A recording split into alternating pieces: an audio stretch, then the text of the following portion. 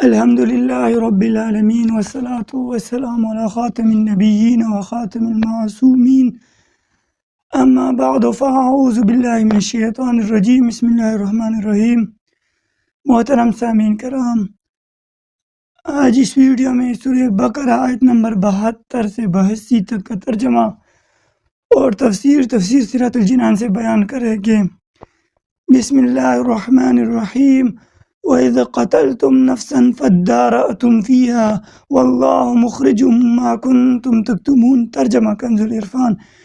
اور یاد کرو جب تم نے ایک شخص کو قتل کر دیا پھر اس کا الزام کسی دوسرے پر ڈالنے لگے، حالانکہ اللہ ظاہر کرنے والا تھا اس کو جسے تم چھپا رہے تھے۔ ثم قست قلوبكم من بعد ذلك فهي كالحجارة أو أشد قسوة وإن من الحجارة لما يتفجر منه الأنهار وإن منها لما يشقق فيخرج منه الماء وإن منها لما يهبط من خشية الله وما الله بغافل عما تعملون۔ ترجمہ، پھر اس کے بعد تمہارے دل سخت ہو گئے تو وہ پتھروں کی طرح ہے بلکہ ان سے بھی زیادہ سخت ہے، اور پتھروں میں تو کچھ وہ ہے جن سے ندیاں بہہ نکلتی ہے، اور کچھ وہ ہے کہ جب پھٹ جاتے ہیں تو ان سے پانی نکلتا ہے، اور کچھ وہ ہے جو اللہ کے ڈر سے گر پڑتے ہیں، اور اللہ تمہارے اعمال سے ہرگز بے خبر نہیں۔ أفتطمعون أن يؤمنوا لكم وقد كان فريق منهم يسمعون كلام الله ثم يحرفونه من بعد ما عقلوه وهم يعلمون۔ تو اے مسلمانوں، کیا تم یہ امید رکھتے ہو کہ یہ تمہاری وجہ سے ایمان لے آئے گی، حالانکہ ان میں سے ایک گروہ وہ تھا کہ وہ اللہ کا کلام سنتے تھے اور پھر اسے سمجھ لینے کے بعد جان بوجھ کر بدل دیتے تھے۔ وَإِذَا لَقُوا الَّذِينَ آمَنُوا قَالُوا آمَنَّا وَإِذَا خَلَا بَعْضُهُمْ إِلَى بَعْضٍ قَالُوا أَتُحَدِّثُونَهُم بِمَا فَتَحَ اللَّهُ عَلَيْكُمْ لِيُحَاجُّوكُم بِهِ عِندَ رَبِّكُمْ أَفَلَا تَعْقِلُونَ۔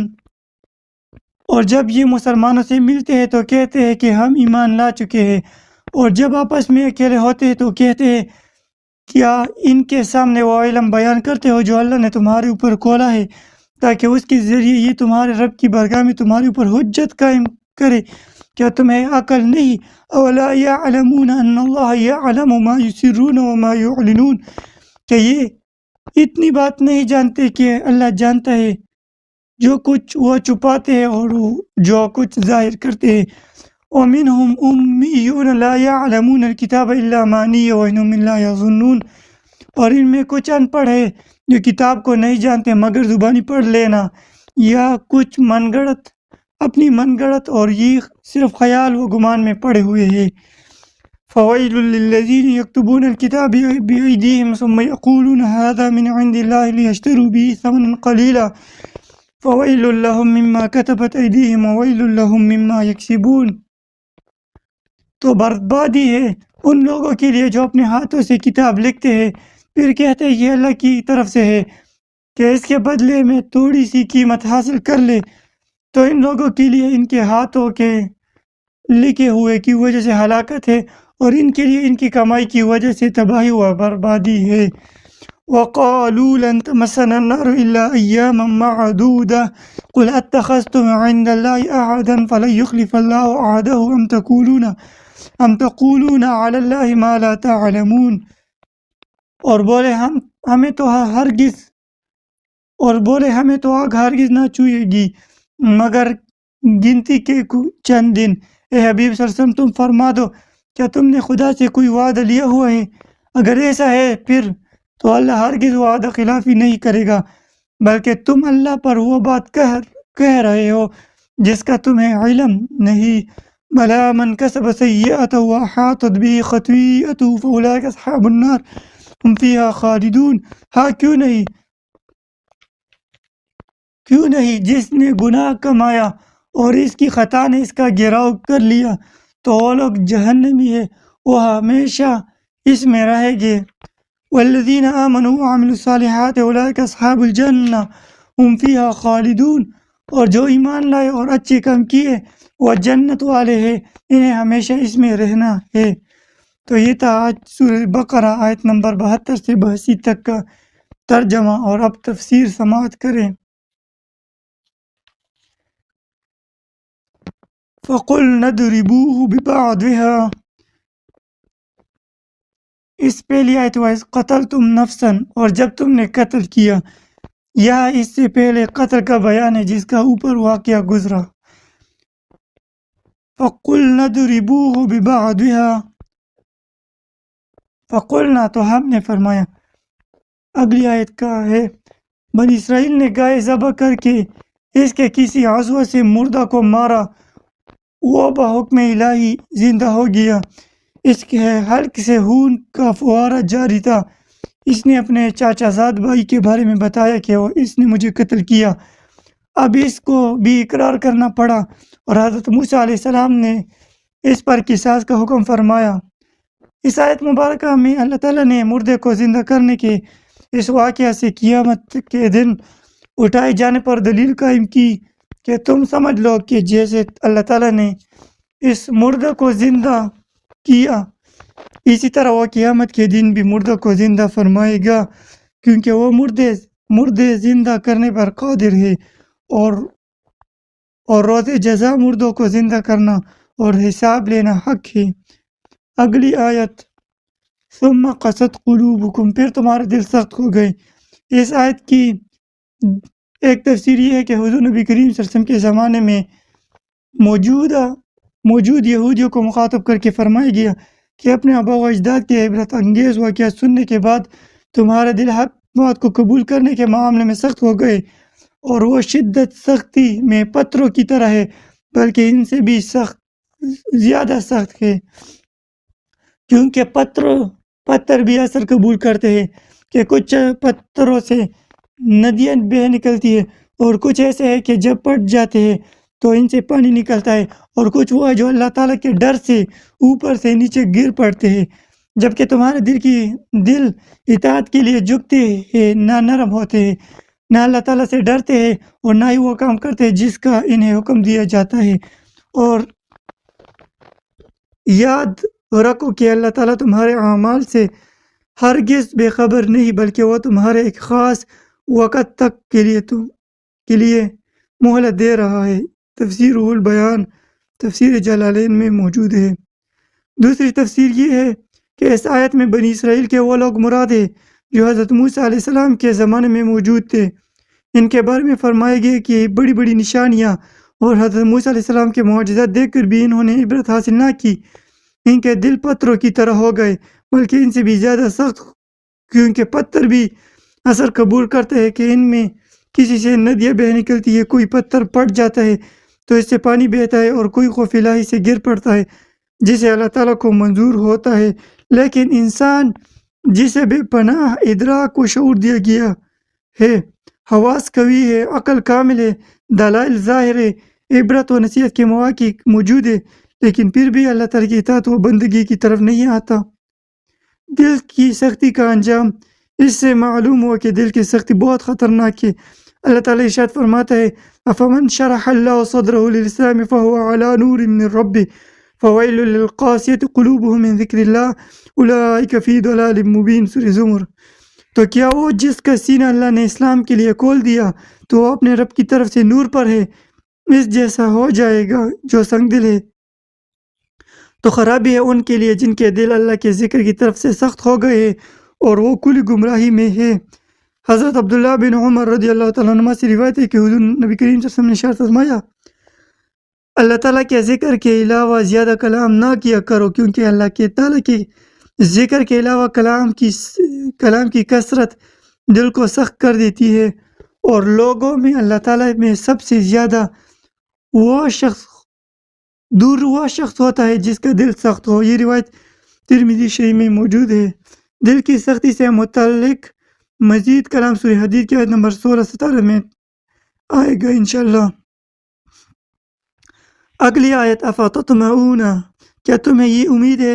انصار صحابہ کرام رضی اللہ تعالیٰ عنہ کو اس بات کی امید اور بہت حرص تھی کہ یہودی اسلام قبول کر لے، کیونکہ وہ یہودیوں کے حلیف تھے اور ان کے پڑوسی بھی تھے۔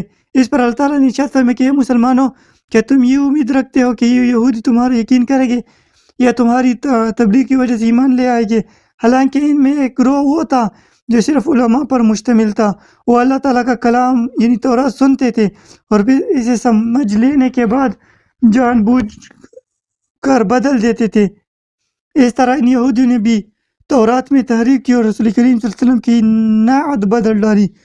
تو ایسے لوگ کہاں آئے گے؟ تو ایسے لوگ ایمان کہاں لائیں گے؟ لہذا تم ان کے ایمان کی امید نہ رکھو۔ تفسیر قرطبی میں اور تفسیر بیضوی شریف میں موجود ہے۔ عالم کا بگڑنا زیادہ تباہ کن ہے۔ اس سے معلوم ہوا کہ عالم کا بگڑنا عوام کے بگڑنے سے زیادہ تباہ کن ہے، کیونکہ عوام علماء کو اپنے ہادی اور رہنما سمجھتے ہیں۔ وہ علماء کے اقوال پر عمل کرتے ہیں اور ان کے افعال کو دلیل بناتے ہیں، اور جب علماء ہی کے عقائد و اعمال میں بگاڑ پیدا ہو جائے تو عوام راہ ہدایت پر کس طرح چل سکتی ہے؟ اور کئی جگہ پر شاید یہ عالم کہلانے والے کی بدعملی کا نتیجہ ہے کہ آج لوگ دیندار طبقے سے متنفر ہو رہے ہیں اور ان کے خلاف اپنی زبان دراز کر رہے ہیں۔ امام اہل سنت امام شاہ احمد رضا خان فاضل بریلوی رحمہ اللہ نے فرمایا، ائمہ دین فرماتے ہیں، اے گروہ علماء، اگر تم مستحبات چھوڑ کر مباحات کی طرف جھکو گے تو عوام مکروہات پر گرے گے، اگر تم مکروہ کرو گے تو عوام حرام میں پڑے گے، اگر تم حرام سے کے مرتکب ہوگے تو عوام کفر میں مبتلا ہوگے۔ یہ ارشاد نقل کرنے کے بعد فرمایا، بھائیو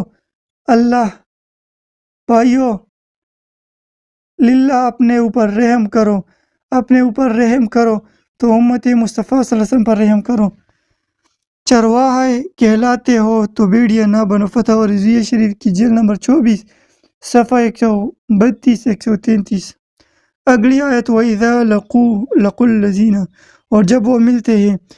حضرت عبداللہ بن عباس رضی اللہ تعالیٰ عنہما فرماتے ہیں، یہودی منافق جب صحابہ کرام رضی اللہ تعالیٰ عنہ سے ملتے تو ان سے کہتے کہ جس پر تم ایمان لائے اس پر ہم بھی ایمان لائے، تم حق پر ہو اور تمہارے آقا محمد مصطفیٰ صلی اللہ علیہ وسلم سچے ہیں، اس کا قول حق ہے۔ ہم ان کی نعت و صفت اپنی کتاب تورات میں پاتے ہیں۔ جب یہ اپنے سردار کے پاس جاتے تو وہ ان منافقوں کو ملامت کرتے ہوئے کہتے، کیا تم مسلمانوں کے سامنے ان کے آقا صلی اللہ علیہ وسلم کے بارے میں وہ باتیں بیان کرتے ہو جو اللہ تعالیٰ نے تمہاری کتاب میں بیان فرمائی ہے، تاکہ وہ اس کے ذریعے دنیا و آخرت میں تمہارے اوپر حجت قائم کر دے کہ جب ہمارے آقا محمد مصطفیٰ کا نبی پر حق ہونا تمہاری کتابوں میں موجود ہے تو تم ان کی پیروی کیوں نہ کی؟ کیا تمہیں عقل نہیں ہے کہ تمہیں یہ کام نہیں کرنا چاہیے؟ تفسیر خازن میں ہے۔ اس سے معلوم ہوا کہ حق پوشی اور سرکار عالم صلی اللہ علیہ وسلم کے اوصاف کو چھپانا اور ان کے کمالات کا انکار کرنا یہودیوں کا طریقہ ہے۔ اگلی آیت، وَمِنْهُمْ أُمِّيُّونَ لَا يَعْلَمُونَ الْكِتَابَ إِلَّا أَمَانِيَّ، امیون ان پڑھ۔ یہاں سے یہودیوں کے دوسرے گروہ کا تذکرہ ہے۔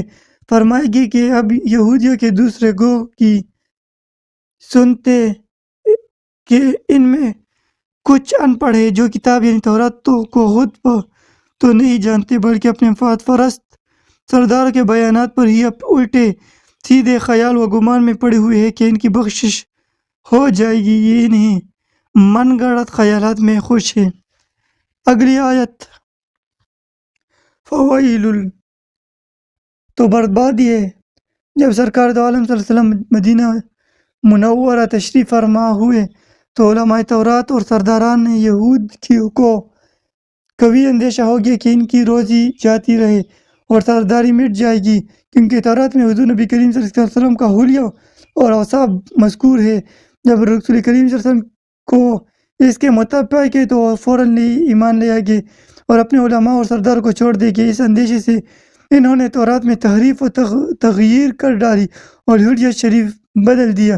مثلاً تورات شریف میں آپ صلی اللہ علیہ وسلم کے اوصاف یہ لکھے تھے کہ آپ صلی اللہ علیہ وسلم خوبصورت ہے، بال خوبصورت، آنکھیں سرمگی، قدر درمیانہ ہے۔ اس کو مٹا کر یہودیوں نے یہ بتایا کہ وہ بہت دراز قد ہے، آنکھیں کنجی نیلی، بال الجھے ہوئے ہیں۔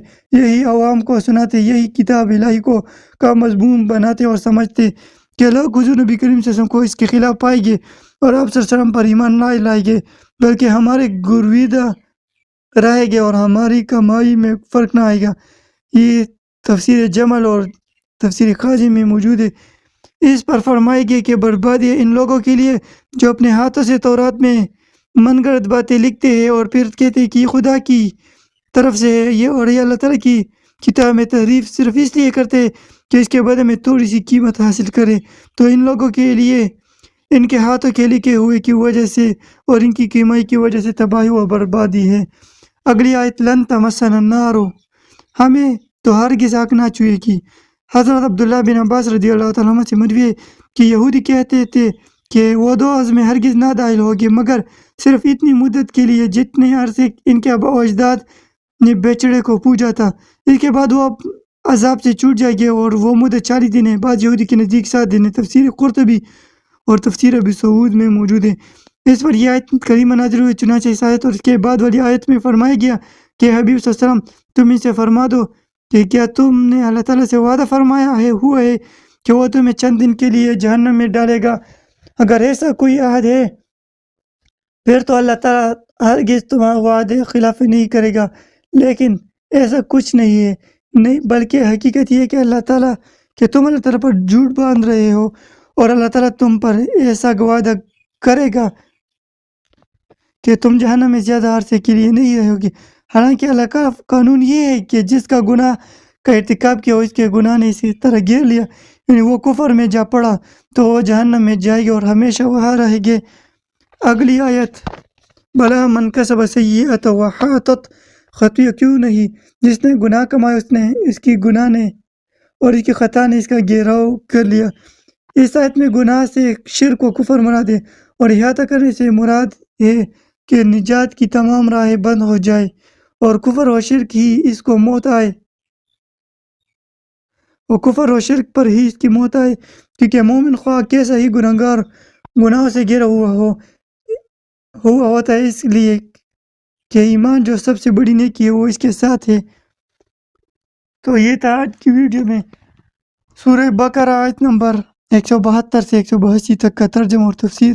اللہ تعالیٰ ہمیں عمل کی توفیق عطا فرمائے، اللہ ہمیں یہودی و منافقوں سے حفاظت فرمائے۔ تو ملتے ہیں اگلی ویڈیو میں، تب تک کے لیے السلام علیکم ورحمۃ اللہ۔